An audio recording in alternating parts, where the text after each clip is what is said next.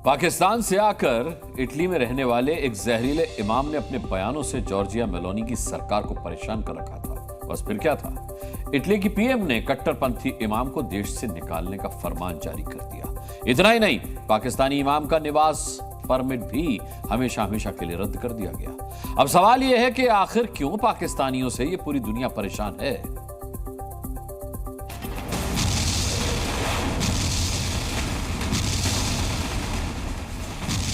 Oggi troviamo che aula è piena.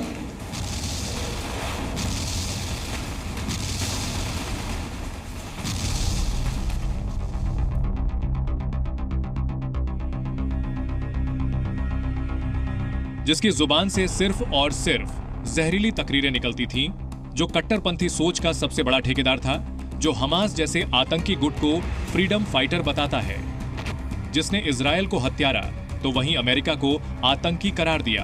Italy में रहने वाले पाकिस्तान के उसी इमाम को इटली की पीएम मेलोनी ने देश निकाले का आदेश दे दिया।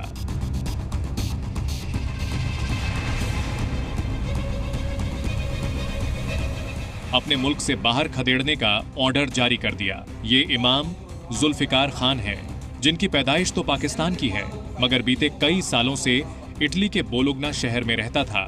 मगर हाल ही में इस कट्टरपंथी मौलाना पर मेलोनी सरकार का हंटर चल गया और देश से बाहर निकालने का आदेश जारी कर दिया गया, क्योंकि इमाम जुल्फिकार खान आतंकी संगठन हमास का कट्टर समर्थक था। इस इमाम ने गाजा जंग को लेकर कई आपत्तिजनक वीडियो भी डाले। जुल्फिकार खान ने इजरायल और अमेरिका को हत्यारा करार दिया। इतना ही नहीं, इस इमाम ने इटली सरकार के खिलाफ भी जहर उगला। 8 अक्टूबर को मेलोनी ने जुल्फिकार को देश से निकालने का आदेश दिया। इटली से निकालने के साथ ही जुल्फिकार का निवास परमिट भी रद्द किया गया। उसने साफ तौर पे कहा कि जो हमास ने 7 अक्टूबर को किया उससे वो सहमत है, और जो आज माहौल है वहाँ पर, उसके लिए वो वास्तव में इजराइल को और अमेरिका को जिम्मेदार कहलाता है। वेस्टर्न वर्ल्ड, खास करके अमेरिका और इटली जो है, जितने भी एंग्लो सेक्शंस हैं, वो इसको कभी भी एक्सेप्ट नहीं करेंगे कि उनका भी कोई रोल है इस लड़ाई में। दरअसल 54 साल का कट्टरपंथी इमाम जुल्फिकार खान पाकिस्तानी नागरिक है, जो साल 1995 में इटली पहुंचा था और इसने इटली के बोलोग्ना शहर को अपना ठिकाना बनाया। गौर करने वाली बात यह है कि पहले तो ये कट्टरपंथी इमाम इस्लाम की बातें करता था, मगर धीरे धीरे ये इटली की सरकार के लिए भी नासूर बनता गया, क्योंकि उसकी तकरीरों में पश्चिम विरोधी, यहूदी विरोधी, समलैंगिकता विरोधी और महिला विरोधी भावनाएं थीं। मगर आरोप है कि ये पाकिस्तानी इमाम इटली सरकार की नीतियों का विरोध करने के लिए मुस्लिम समुदाय के लोगों को भड़का रहा था। ऐसे में इटली की सरकार ने तमाम कट्टरपंथियों को कड़ा संदेश देते हुए इमाम जुल्फिकार खान को देश से निकालने का आदेश जारी कर दिया। मगर यह कोई पहला वाकया नहीं है जब किसी पाकिस्तानी मौलाना इमाम या फिर नागरिकों को किसी मुल्क से निकाला गया, उन्हें बाहर खदेड़ने का फरमान जारी किया गया हो। हाल ही में ब्रिटेन में हिंदू मंदिरों पर हमले हुए, जिनमें पाकिस्तानी नागरिकों का हाथ था।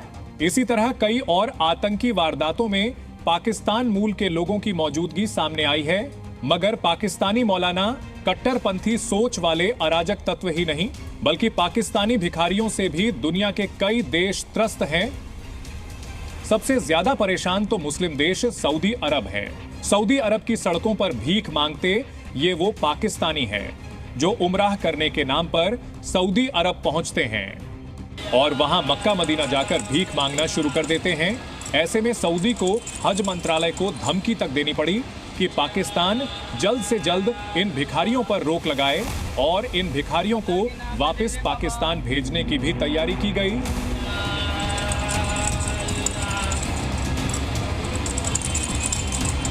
आपको बता दें कि पाकिस्तानी विदेश मंत्रालय भी ये कबूल कर चुका है कि बीते 2.5 साल के दौरान विदेश में पकड़े गए 90% भिखारी पाकिस्तानी मूल के थे।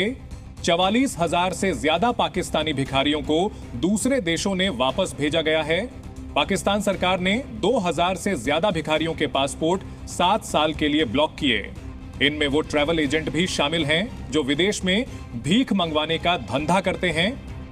दूसरे देशों में जाके भिखारियों की तरह इसमें भीख मांगना, क्योंकि पाकिस्तान की जो दुर्दशा है वो इतनी बदतर है कि उनके वास्तव में फॉरेन एक्सचेंज रिजर्व जो है कहा जा रहा है सिर्फ 7 से लेकर 30 दिन तक की है।